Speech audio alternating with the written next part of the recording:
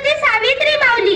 नमस्कार, माझे नाव आराध्य संतोष सिंग बैस. मी इयत्ता 5व्या E मध्ये शिकते. आज मी तुम्हाला सावित्रीबाई फुले यांच्याबद्दल एक गीत म्हणून दाखवणार आहे. माई